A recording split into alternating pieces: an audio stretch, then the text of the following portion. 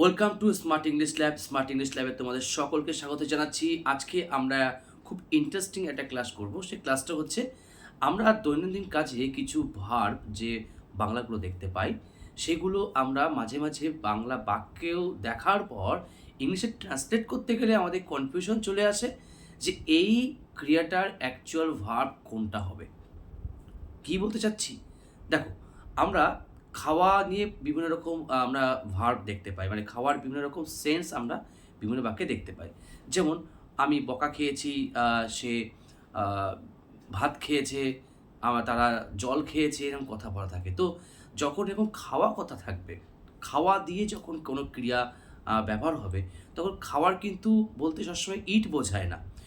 খাওয়ার কিন্তু অনেক রকম অর্থ হতে পারে। তো খাওয়ার অর্থ বলতে আমি তোমাদেরকে কয়েকটা বাক্যের মাধ্যমে বোঝানোর চেষ্টা করছি যে কখন কোন খাওয়া বোঝাতে কোন ভাবটা বসবে, অর্থাৎ কোন ডু ভাবটা বসবে। চলো, একটা বাক্য আমরা প্রথমে দেখে নিই। সেটা হচ্ছে আমি চা খাচ্ছি। আমি চা খাচ্ছি, এই যে খাওয়া কথা এখানে আছে। তো খাচ্ছি বলতে এখানে কি হবে?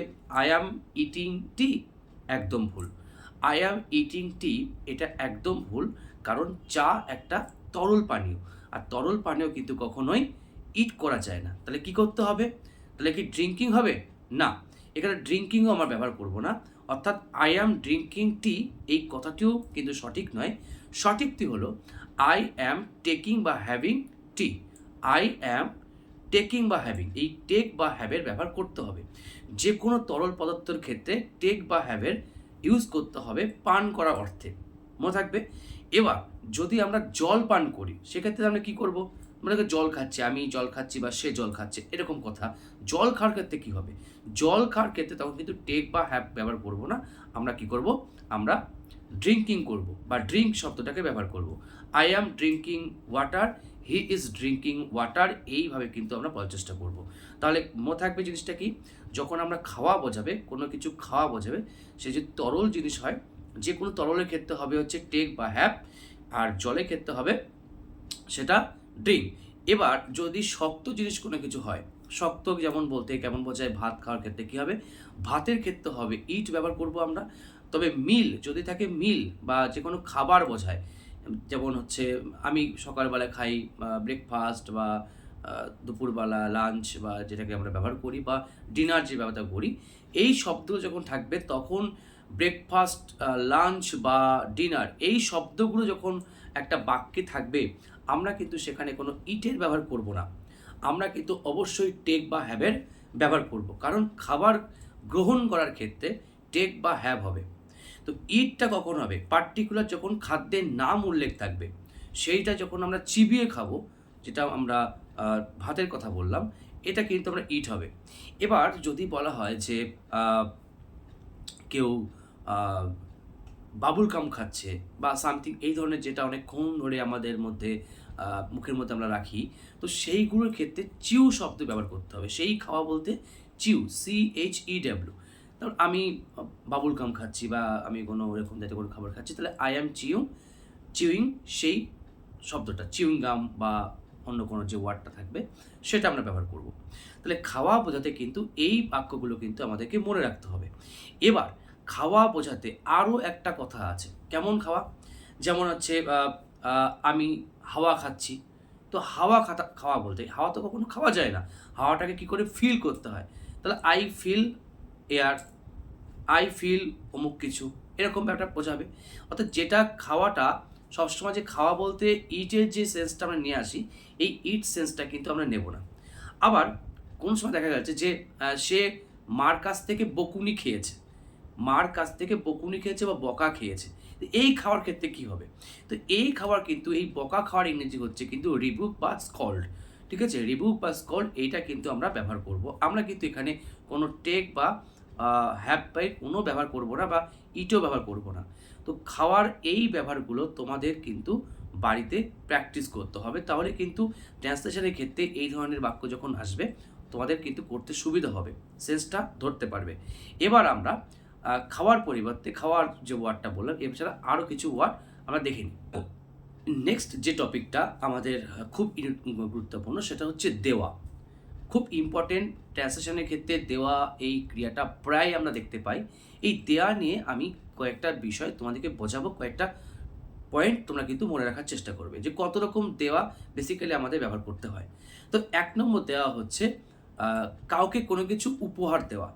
যখন কাউকে কোনো কিছু উপহার দেওয়া বোঝাবে, মানে একটা যে কোনো জিনিস, একটা বস্তু তুমি কাউকে দিচ্ছ। সেই ক্ষেত্রে দেওয়া বোঝাতে কিন্তু গিভ, GIVE এটা ব্যবহার করবে। যেমন আমি তোমাকে একটা পেন দেব, I shall give you a pen. আমি তোমাকে একটা বই দেব, I shall give you a book. বা সে আমাকে একটা বই দেয় বা দিয়েছে, সে আমাকে একটা বই দিয়েছে, তাহলে কী হবে? He has given me a book. তাহলে যখন কাউকে কোনো কিছু আমি দেব যেটা আদান প্রদান বোঝাবে, সেই দেওয়া কিন্তু হবে গিভ। এবার যদি বলে যে মা আমাকে বকা দিয়েছে, বকুনি দিয়েছে, একটু আগে আমরা শিখলাম বকুনি খেয়েছি, খাওয়া ক্ষেত্রে রিবুক বা গেট রিবুক হবে। আর যদি কাউকে বকা দেয়, সেখানে কিন্তু ডাইরেক্ট সাবজেক্টে পরে রিবুক বা স্কল্ড বসাবো। যেমন মা আমাকে বকা দিয়েছে, তাহলে কেমন হবে? My mother has rebuked me, my mother has scolded me. আশা করি বুঝতে পেরেছো। তাহলে বকুনি দেওয়া মানে হচ্ছে ডাইরেক্ট সাবজেক্টে পরে রিবিউক বা স্কল্ড বসাবে। বকুনি খাওয়া বোঝাতে গেট বা গেটের পরে রিবুক বা স্কল্ড কথা বলবে, বা ওয়াজ অ্যামিজারের সাথে রিবুক বা স্কল্ড সাথে ইডি যুক্ত করবে। বিভার প্লাস রিবিউকড বা স্কল্ডেড। ক্লিয়ার? এবার আরেকটা টপিক, আরেকটা পয়েন্ট, সেটা খুবই ইম্পর্টেন্ট। পরীক্ষা দেওয়া। পরীক্ষা দেওয়া যখন স্টুডেন্টরা পরীক্ষা দেয় বা তোমরা যখন পরীক্ষা দেবে, এমন যখন বাংলা থাকবে, তখন পরীক্ষা দেওয়া কিন্তু কখনোই গিভ হবে না, GIV বসাতে পারবে না। সেখানে বসাতে হবে অ্যাপিয়ার বা সিট ফর। ওকে, অ্যাপিয়ার বা সিট ফর এই শব্দটি কিন্তু মনে রাখবে। তাহলে আমি একটা পরীক্ষায় দেব, তাহলে দেব মানে কিন্তু দেওয়া যায় না, সেটা আমি পরীক্ষায় উপস্থিত হবো বা বসবো। তাহলে I will appear in an exam বা I shall appear in an exam. তারা একটা চাকরি পরীক্ষা দেবে, they will appear in a government job. ঠিক আছে, গভর্নমেন্ট জব এক্সাম বা গভর্নমেন্ট এক্সাম, যে কোনো একটা কিছু। তো এই জাতীয় ক্ষেত্রেই কিন্তু আমরা অ্যাপিয়ার বা টেকের যে ব্যবহারটা, সেটা কিন্তু বা সিট ফরের ব্যবহারটা কিন্তু করব পরীক্ষা দেওয়ার ক্ষেত্রে। এবার ছাত্র যখন পরীক্ষা দেয়, সেখানে কিন্তু অ্যাপিয়ার বা টেক বা এরকম বা বসে। এবার শিক্ষকরা যখন পরীক্ষা নেয়, তখন কিন্তু দেয়া সেন্স আসবে, তখন হবে নেয়া সেন্স। তারা কিন্তু আমাদের পরীক্ষায় নেয়। তো এই ক্ষেত্রে আমরা কি করব? যখন শিক্ষকদের ক্ষেত্রে বলবে যে শিক্ষকরা পরীক্ষা নেয়, শিক্ষকরা সব পরীক্ষা নেয়, সকলে কিন্তু গিভের ব্যবহার করতে হবে। যেমন শিক্ষক মশাই একটা পরীক্ষা নিচ্ছেন, the teacher is giving the exam বা অ্যান এক্সাম বা টেকিং অ্যান এক্সাম। একটা পরীক্ষা নিচ্ছেন, the teacher is giving the exam বা অ্যান এক্সাম বা টেকিং অ্যান এক্সাম। যখন কোনো শিক্ষক মশাই আমাদের পরীক্ষা দিচ্ছেন বা প্রশ্ন দেওয়ার ক্ষেত্রে বলবো আমরা গিভিং। আর যদি পরীক্ষা নিচ্ছেন, তাহলে বলবো টেকের ব্যবহার করব। The teacher is taking an exam, প্রশ্ন দিচ্ছেন, the teacher is giving a question paper. এই ব্যবহারটা কিন্তু আমরা মনে রাখার চেষ্টা করব।